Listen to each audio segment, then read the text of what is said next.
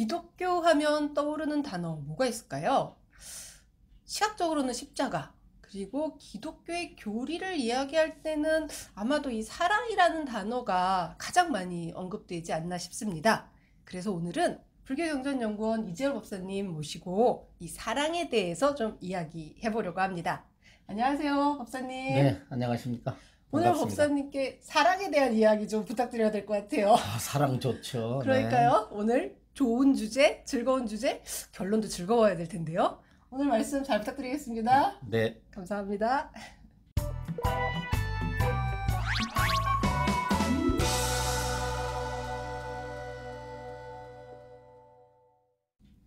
법사님, 제가 요즘에 이 불교, 기독교를 논하다 정말 정독하고 있는 것 같습니다. 읽다 보니까 이 사랑론에서요, 십자가, 이 제가 앞서 말씀드렸던 기독교를 상징하는 십자가 자체가 곧 사랑의 상징이다라고 설명해 놓으신 부분이 눈에 띄어요. 이 기독교의 십자가가 어떻게 사랑의 상징이 될 수 있죠? 인간에게는 그 원죄가 있다고 기독교에서 가르치고 있지 않습니까? 네네. 그런데 그 원죄를 예수가 대신 짊어져 가지고 네네. 십자가에서 못 박혀 돌아가심으로 인해서 네. 그 인간들이 그 원죄를 씻어 주었다라고 하는 대속이라고 예, 하죠? 그 대속 때문에 그 사랑이 일반적인 그 우리가 세속에서 말하는 남녀 간의 사랑이라든가 혹은 부모 자식 간의 사랑이라든가 인간과 인간끼리 맺어지는 사랑이 아니라 바로 그 신의 사랑, 모든 인간을 원죄로부터 구원해야 된다는 그 신의 사랑을 직접적으로 십자가를 통해서 구현했기 때문에 십자가를 바로 기독교의 사랑의 상징물로 또 이렇게 이제 삼고 있다고 볼 수 있죠. 이 기독교에서는 정말 사랑이라는 단어를 많이 쓰고 또 어쨌든 여러 가지로 이 사랑이라는 것을 구현하기 위해서 노력하고 있는 것 같네요. 그렇죠. 실천을 많이 하죠. 예. 이 기독교 성서에도 사랑이라는 말을 언급하고 있는 구절들이 굉장히 많은데 제가 한 구절 좀 읽어보도록 하겠습니다. 예. 역시나 이 불교 기독교를 논하다에서 법사님께서 인용하신 구절인데요. 제가 한번 볼게요. 요한일서 4장에는요. 사랑하는 자들아 하나님이 이같이 우리를 사랑하셨은즉 우리도 서로 사랑하는 것이 마땅하도다. 어쨌든 사랑하라는 얘기네요. 또 마태복음 22장에도 눈에 띄는 구절이 있는데요. 예수께서 가라사대 내 마음을 다하고 목숨을 다하고 뜻을 다하여 주 너의 하나님을 사랑하라 하셨으니 이것이 크고 첫째 되는 계명이요 둘째도 그와 같으니 내 이웃을 내 몸과 같이 사랑하라 하셨으니 이 두 계명이 온 율법과 선지자의 강령이니라 이렇게 얘기하고 있네요.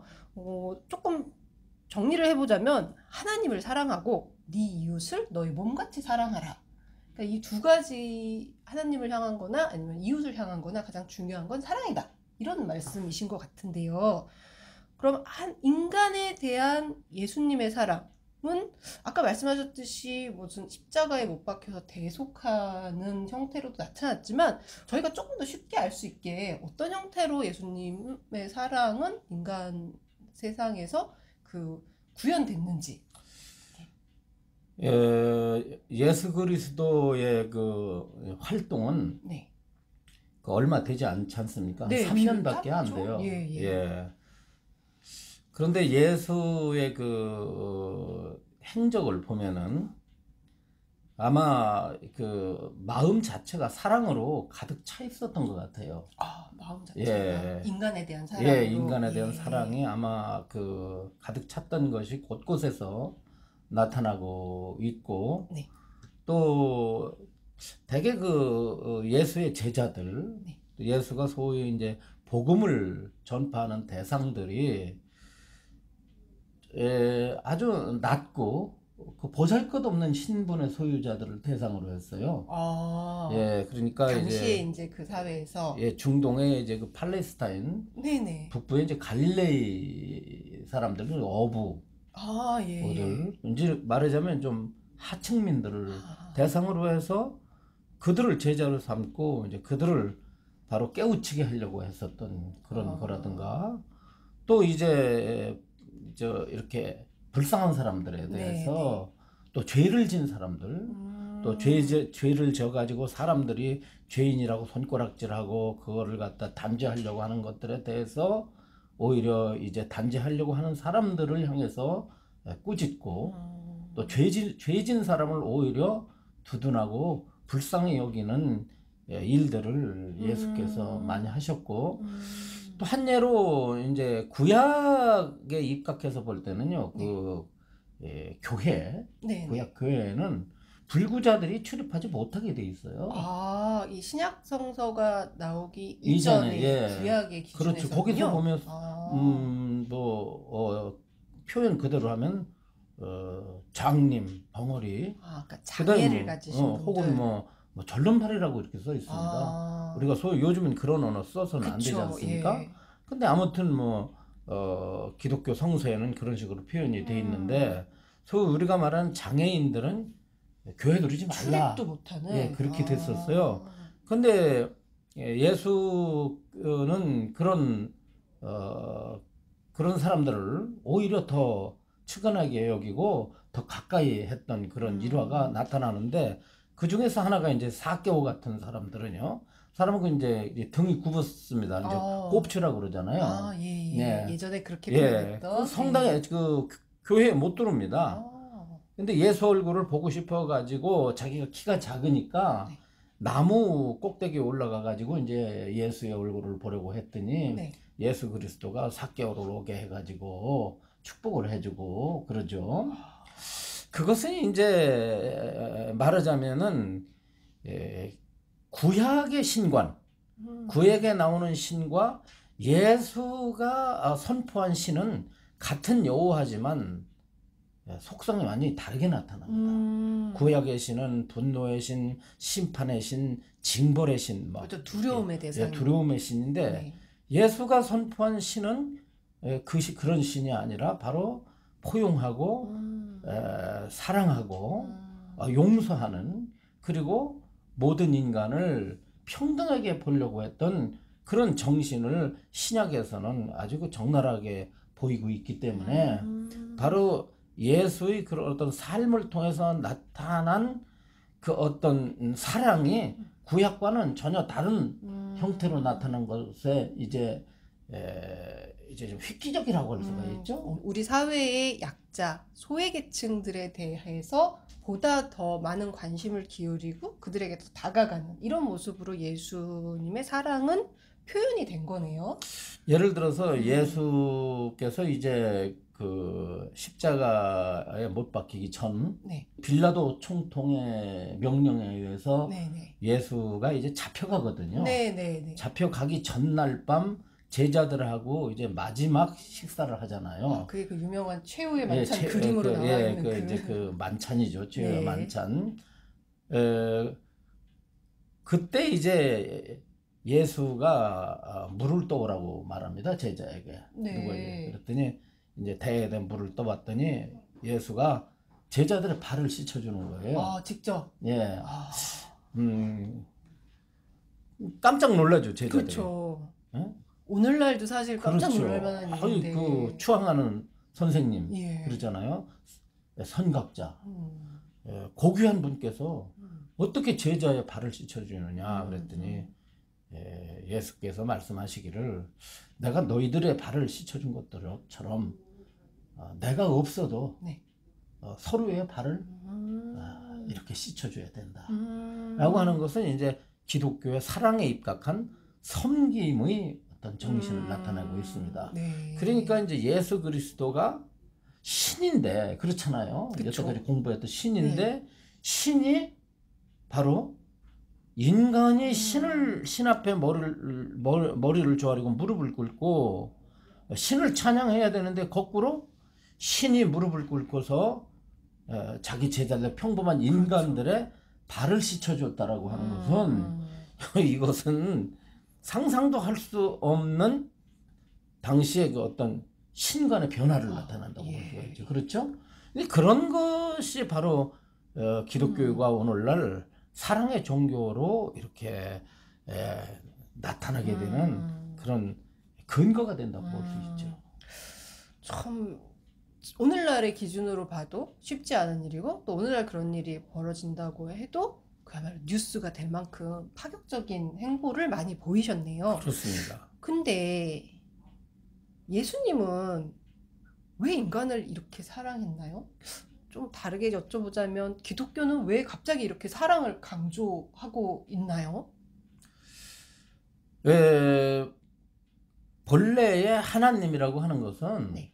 예수에 의해서 설해진 하나님이 그게 하나님의 진면목이라고 보고 있습니다. 아, 그 이전에 구약 성서에 예. 표현됐던 하나님과는 조금 다른 모습. 예. 하나님은 본래 그런 자비의 모습을 띠시는 분이지 그렇게 용서하지 않고 네. 벌 주고 예. 그 철퇴를 가하는 그런 신이 아니라고 이렇게 이제 보고 있는데 그 신의 속성에 대해서 조금 다른 측면에서 접근하기 시작했다라고 180도 다르죠. 오히려 180도 다른 물론 측면에서. 구약 신의 여호와의 어떤 속성이 신약에서도 버려지지는 않지만은 그럼에도 불구하고 좀 다른 측면에서 180도 다른 측면에서 너무나 현격한 각도로서 그 신관을 정립하고 있다고 봅니다. 네. 그 이유는 야훼 신이 인간을 창조했다는 것 자체가 자기의 자식이니까, 그렇죠. 자기의 아들이니까 예. 사랑할 수밖에 없죠. 아. 그렇잖아요. 자기의 피조물인데. 근본적인 속성은 인간을 사랑할 수밖에 없는 그렇죠. 사랑할 수밖에 구조다. 없는 거예요. 사랑할 수밖에 없기 때문에 죄를 갖다가 인간들이 졌지만은 또 인간들을 보니까 죄를 벗어날 수 있는 능력들이 없어요. 그렇죠. 이거 사실은 만드신 분의 어떤 그 기능의 한계가 좀 있지 않을까 싶은데요. 그래서 신이 다른 방법을 통해서 용서하는 방법을 그 인간들에게 보인 것이 그게 바로 신약인데, 신약인데, 그건 뭐냐? 예수를 믿는 거다. 그러니까 이게 만들어 놓고 보니까 이 친구들이 이 아이들이 스스로 죄에서 벗어나기에는 약간 기능적인 한계가 있더라. 그렇죠. 그래서 뭔가 이 보완 툴로서 예수님을 믿으면 이 죄에서 벗어날 수 있는 새로운 어떤 가능성, 루트, 방법을 이렇게 제시하신 요게 조금 쉽게 이해하면 이런 게 아닐까요? 왜냐면 신이 벌을 한번 줘 봤거든요. 몇 번 벌을 줬는데 크게 효과가 그거 효과가 없는 거야. 얘들이 도대체 알아듣질 못하는구나. 그런 말하자면 채찍을 계속 때려봐야 뭐 버릇을 고치질 않아. 원래 이 정도 수준이니까. 그러니까 뭐냐, 그러니까 채찍이 안 되니까 뭘 줘야 돼? 당근을 줘야 된다 이 말이죠. 그럼 예수님을 통해서 서로 구원 받을 수 있는 새로운 루트를 여셨다는 것 자체가 어떻게 보면 하나님 입장에서는 기쁜 일이겠네요. 그래서 인간이 신을 기쁘게 할 수 있는 또 하나의 방법일 수도 있겠네요. 그렇죠. 그래서 이제 예수는 신의 본성은 사랑이다. 라고 강조함으로써 받고 봐라. 내가 신이 육화된 게 이제 예수 아니겠어요? 내가 너 이렇게 사랑하는 거 봐라. 바로 이게 신의 사랑이다. 라고 한다. 그러면서 하나님께서 모든 인간들을 이렇게 사랑하듯이 너희들도 하나님의 뜻을 이어받아서 사랑해야 될 거 아니냐. 그러면 하나님이 기뻐할 것이다. 그것이 신의 뜻을 구현하는 가장 그렇죠. 확실한 방법이다. 따라서 신을 사랑하는 것과 인간을 사랑하는 것은 함께 갈 수밖에 없다라고 하는 다르지 이런 않다. 교리가 형성되죠. 굉장히 나름 그래도 체계적이고 어떻게 보면은 치밀한 이런 구조적인 결합을 갖고 있네요. 이 기독교에서 그런 의미로 이 사랑이라는 단어를 많이 사용할 수밖에 없겠다라는 생각도 들고요. 또 한편으로는 이 불교에서는 기독교와 비교해서 조금 상대적으로 사랑이라는 단어를 많이 사용하진 않지만 저희는 그에 못지않게 자비라는 단어를 또 많이 사용하고 있잖아요. 이게 같은가요? 좀 다르죠. 다르죠? 네. 기독교는 항상 그 사랑이 인간과 인간과의 사랑이 신과 연결돼야 돼요. 그렇죠. 음. 신을 사랑하는 전제에서 인간과 인간 사이의 사랑이 이루어져야 그 사랑이 그 아주 좋은 결과를 낳습니다. 신을 기쁘게 할 수 있는. 예. 신을 믿지 않는 사람이 인간과 인간끼리 사랑하면 하나님이 기뻐하느냐 안 기뻐해요. 그건 아니겠네요. 다시 말하면 신을 사랑한다는 전제 하에서 인간을 사랑하는데 기독교인들이 그 이제 교회 다니고 열심히 신앙생활을 하면서 나름대로 이제 사랑들을 많이 실천하지 않습니까? 열심히 왜 실천을 하느냐면 인간을 사랑하는 것 자체가 하나님을 기쁘게 하는 일이고 그 행위 자체가 그리고 하나님을 기쁘게 함으로 인해서 보상이 달라요. 복을 더 받아요. 그러니까 똑같이 예수를 믿어도 구원은 받는데 이웃사랑을 실천한 자들과 이웃사랑을 실천하지 않은 자 예수 믿어서 구원은 받았으나 사랑을 실천하는 사람과 사랑을 실천하지 않은 사람은 구원에 있어서는 마찬가지지만 나중에 보상이 달라진답니다. 실적이 약간 좀 다르군요. 그렇다면 이 기독교에서 얘기하는 사랑 그리고 불교에서 얘기하는 자비 확실하게 큰 차이점이 있을 것 같네요. 있을 수밖에 없네요. 첫째는 그 불교의 사랑은 신이 전제되지 않죠.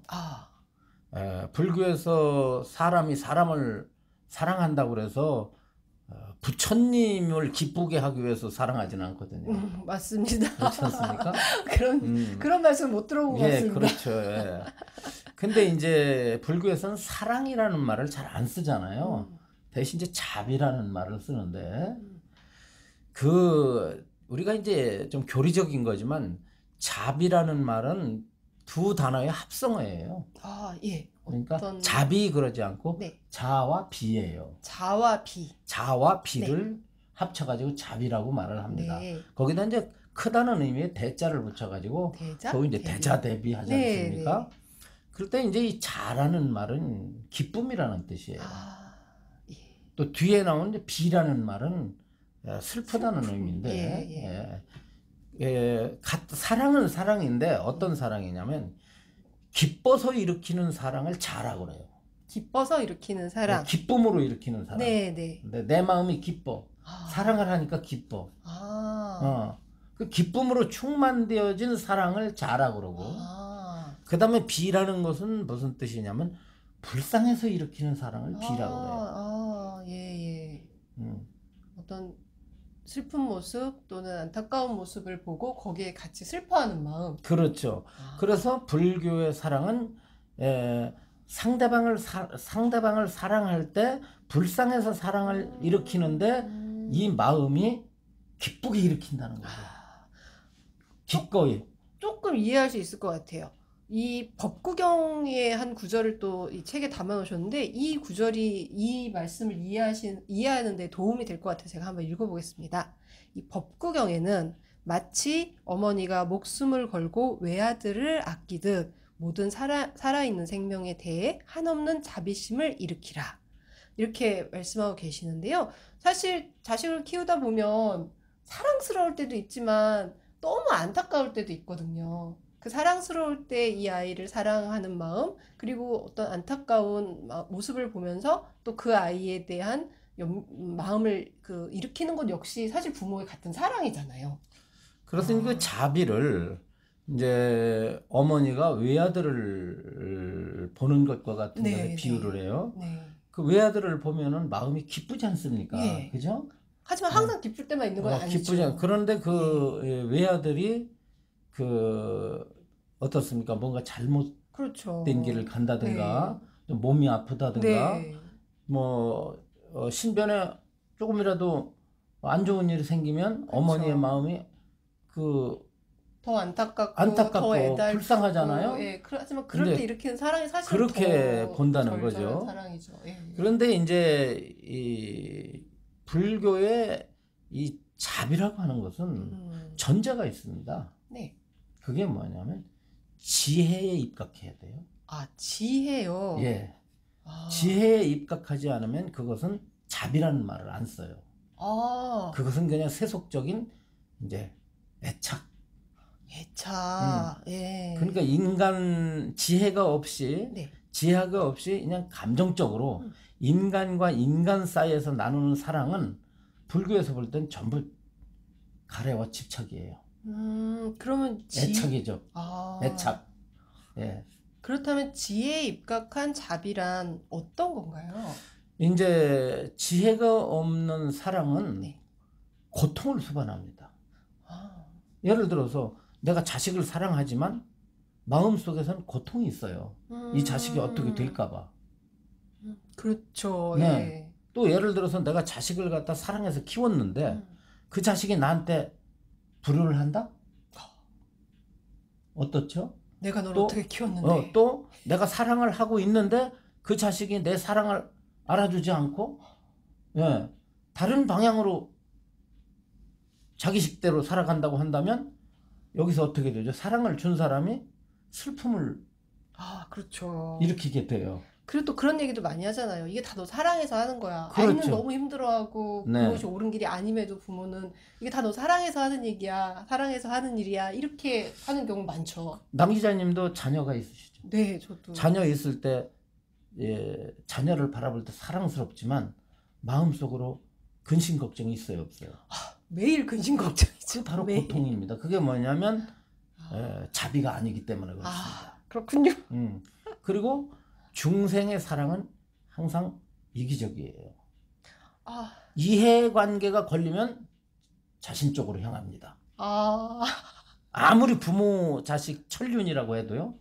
피는 물보다 진하다고 해도 이해관계가 얽히면 어떻게 돼요? 전혀 아니라고 얘기하기 힘들 것 같습니다. 자신을 보호하는 쪽으로 갑니다. 그래서 부모 자식 간에도 원수가 되는 거예요.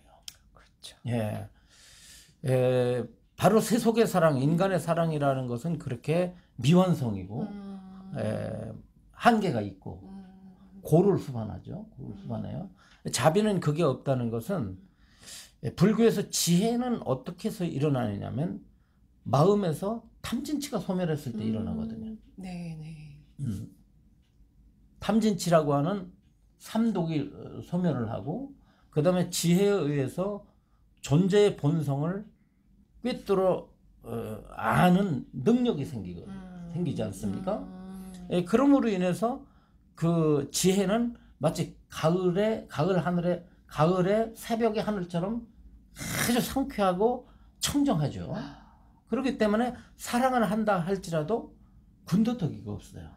어떤 탐하는 마음이나 집착하는 마음이나 예, 이런 없습니다. 것이 없이. 그리고 중요한 것은 사랑을 일으키면서도 대자대비를 일으키면서도 나는 저 중생들을 향해서 인간들을 향해서 나는 대자대비를 일으키는 자라고 하는 그런 견해를 짓지 않습니다. 그런 마음도 없이. 그러니까 나는 사랑을 주면서도 나는 사랑을 실천하는 자, 나는 사랑을 너희들에게 주었다라고 하는. 더 이제 깊게 얘기하면 지혜를 완성한 부처님 같으신 경우는 중생들에게 온종일 대자대비를 실천했다 할지라도 나는 저들에게 대자대비를 실천했다라고 하는 그런 관념을 두지를 않습니다. 그게 저희가 또는 흔하게 얘기하는 무주상. 그렇죠. 무주상이라고 하는 말은 내가 어떤 사람에게 뭔가 사랑을 베풀었건 물질을 베풀었건 무언가를 베풀 때 베풀었지만 내가 베풀었다는 생각을 갖지 않는다라는 것에 국한되지 않고요. 네. 사랑을 베푼 자, 사랑을 받은 자, 사랑이라는 행위, 3종의 요 사랑과 관련한 그것들이 공하다는 사실을 깨닫기 때문에 공성이라는 것을 깨달음으로 말미암아 마음속에 그런 흔적들을 두지 않습니다.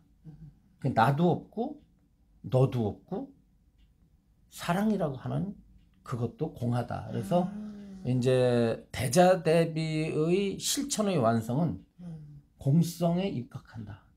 네. 또한 이제 이 대자대비의 실천이 이제 두 가지로 나타날 수가 있어요. 네. 하나는 내가 이와 같은 대자대비를 실천함으로 말미암아 이후에 좋은 과보가 네. 나에게 올 것이다라고 하는 어떤 기대, 집착. 그 보상심리죠. 예, 예. 그걸 가지고 하는 수가 있고, 네. 아니면 아까 이제 지혜에 수반된 대자대비는 대자대비를 내가 실천했기 때문에 이후에 나에게 어떤 결과가, 좋은 결과가 올 거라고 하는 이런 생각을 하지 않습니다. 예. 하지 않아야 그게 완성된 대자대비라는 거죠. 또 그 대상도 인간에게만 국한되는 건 아닌 것 같아요. 당연합니다. 예. 기독교의 사랑과 불교의 사랑의 이제 말하자면 폭의 문제죠. 네, 네. 기독교에서는 그 모든 사랑이 거의 이제 인간에게 국한되어 있습니다. 인간과 인간 사이에. 미물에게까지 그렇게 적용하지는 않아요. 아, 예. 그러니까 이제 일반 미물과 인간과는 근본적으로 그 생명의 가치에 대한, 생명의 가치에 차이가 있다고 보는 것이죠. 생명의 가치의 차이가 있다. 예. 그것은 이제 이 짐승들이나 이 축생들 이런 것들을 인간의 하위 개념에 둡니다. 그래서 기독교에서는 이제 그런 짐승들을 인간들이 양육하고 잡아먹고 그것들을 다 기르고 하는 것을 기독교 신이 그것을 갖다가 인간들에게 권고했어요. 그렇게 해라. 예. 그렇게 해도 된다. 지배할 수 있는 권한을 인정해 준 그렇죠. 거예요. 그래서 뭐 짐승을 기르고 짐승을 잡아먹고 이러는 것들이 전혀 문제가 되지 않고, 그런다고 해서 뭐 죄가 돼가지고 뭐 심판을 하고 그럴 일은 없는데, 불교에서는 일단은 모든 생명의 그 가치는 같다고 봅니다. 인간이든 인간이 아니든. 인간이 아니든 생명의 가치는 동일하다고 보는 거예요. 그게 맞는 것입니다, 사실은. 인간의 측면에서, 자, 우리 인간이 짐승을 괴롭히고 짐승을 잡아먹을 수 있는 그 권리는 하나밖에 없어요. 지혜가 높다는 거죠. 예. 지혜가 높다는 건데, 거꾸로 말하면 우리 인간보다 지혜가 월등한 우주인이 지구에 침공을 해가지고 우리를 갖다가 마치 돼지 취급해가지고 뭐 해치고 뭐 잡아먹고, 그럼 우리는 뭐 반항을 하겠죠. 반항을 하지만 지혜가 우리보다 월등히 높아서 능력이 비교가 되지 않는다고 한다면, 마치 뭐 저쪽 애완견의 능력과 저 애완견을 기르는 주인의 능력을 비교할 수 없듯이 그렇게 비교할 수 없는 외계인이 지구를 정복한다면 우리도 똑같은 처지일 수밖에 없죠. 결국 그 인정할 수밖에 없죠. 예, 그래서 이제 부처님께서는 지혜의 눈으로 볼 때 모든 생명의 그 가치에 대한 값어치를 동일하게 보셨어요. 예, 그것이 이제 바로 불교의 그 평등관이라고 볼 수가 있고 생명관이라고 볼 수가 있습니다. 그렇기 때문에 그 자비의 대상은 인간뿐만이 아니라 모든 생명을 지닌 대상에게 동일하게 적용될 수밖에 없죠. 그래서 살인하지 말라가 아니라 살생하지 말라. 모든 생명을 이제 바로 부모가 자식을 이렇게 바라보듯 그렇게 보호하듯 그렇게 보호해야 된다라고 가르쳤죠. 사실은 부처님이 일체 중생을 사랑하라고 가르치지 않습니까? 네. 현실적으로는요, 우리는 한 사람도 사랑하고 살기 힘들어요. 맞는 말씀이십니다. 어떻게 우리가 TV에 나오는 그 흉악범죄자를 사랑할 수 맞습니다. 있습니까? 예? 밖에 나가면은 시쳇말 사람 같지 않은 행동하는 사람들이 엄청 많아요. 그런데 그 사람을 어떻게 우리가 사랑하죠? 내 돈 떼먹고 가는 사람을 사랑할 수 있을까요? 나를 갖다가 가슴에 상처를 주고 간 사람을 사랑할 수 있을까요? 나의 가정을 파괴시킨 사람을 사랑할 수 있을까요? 그럼요, 힘들죠. 그래서 우리가 보면은 같이 사는 가족끼리 뭐 사랑한다고 했을 때 그 사랑도 가만히 살펴보면요 문제가 많아요. 그래서 성인은 그러나 그렇게 말할 수밖에 없습니다. 네. 모든 생명을 다 사랑하라고 할 수밖에 없어요. 왜냐하면 성인이 바라본 세계는 같은 목숨의 가치를 지녔기 때문에 성인이 바라본 세계는 당연히 모든 중생을 사랑할 수밖에 없는 거라고 한다면, 인간은 이기적인 어떤 그런 그 욕망을 가지고 살기 때문에 한 사람도 사랑하기 힘들다. 근데 저희가 문득 생각나는데 전에 악마론 할 때 부처님은 불교에서는 이 악마까지도 구제해야 할 대상으로 예. 보셨다라는 말씀 해주셨던 기억이 나요. 그렇죠. 결국은 그것도 비록 뭐 악마, 마구니 이렇게 표현하는 그 대상에게도 이 자비의 마음을 일으켜야 된다라는 거네요. 그러니까 우리가 이제 보통 이제 나쁜 사람을 보잖아요. 그렇죠. 뉴스를 보세요. 얼마나 그 흉악범죄가 많이 그럼요. 일어나고 우리가 있지 정말 않습니까? 저런 사회의 악을 그럼 처단해야 우리는 된다고. 어떠냐면 분노를 하죠. 그렇죠. 화가 나죠. 그리고 그게 정의라고 생각하죠. 그러면서 저런 놈은 그냥 두면 안 돼. 뭐 죽여야 돼. 사형시켜야 돼. 이러지 않습니까? 그럼 악인을 봤을 때 우리는 분노하고 마음에서 똑같이 악심을 일으킵니다. 네. 근데 부처님은 그러지 말라고 그랬죠. 부처님은 죄인을 볼 때 불쌍하게 보지 미움의 대상으로 보지 않는다라고 하는 건데, 참 어려운 것 같습니다. 성인만이 하실 수 있는 네. 말씀이에요. 그래서 이 기독교의 사랑이라는 개념은 굉장히 보편적으로 흔히 쉽게 이야기하고 많이 거론되지만, 거기에 비해서 우리가 자비라는 표현이 뭐 대중적이라는 표현 어떤지 모르지만 그렇게 쉽게 우리가 누군가를 위해서 자비심을 일으킨다는 말을 쉽게 하지 못하는 것도 사실은 그런 개념의 차이에서 비롯되지 않을까 싶어요. 그런데 이제 그 불교에서 따로 자비를 만들으라고 하지 않습니까? 자비를 만들어라. 자비를 개발해야 된다는 거죠. 아, 예. 그러니까 사랑이라고 하는 노력하라. 그 자비심이라고 하는 것도 네. 노력을 통해서 만들어진다고 본 거죠. 가령 태어날 때부터 상대방을 배려하고 세상을 사랑할 수 있는 마음을 크게 갖지 못했지만은, 그렇더라도 그 사랑을 연습하게 되면은 사랑하는 마음이 커지게 된다. 그리고 연습하게 되면 나중에 어떠냐면 정말 일체 중생을 부모가 자식을 보호하듯 그렇게 사랑할 수 있는 원리가 생긴다, 나타난다라고 보고 있죠. 그게 이제 메타 수행, 바로 네. 자해관 예. 이런 걸 딱 씁니다. 오늘 하루 기쁜 일 보면서 같이 기뻐하고 슬픈 일 보면서 같이 슬퍼할 수 있는 마음으로 오늘 하루를 산다면, 내일도 모레도 그렇게 하루씩 산다면 저희도 지혜를 키워서 진짜 대자대비 실천할 수 있는 그런 불자로 거듭날 수 있지 않을까 싶습니다. 목사님 오늘 말씀 가슴에 새기겠습니다. 네, 고맙습니다. 감사합니다. 네.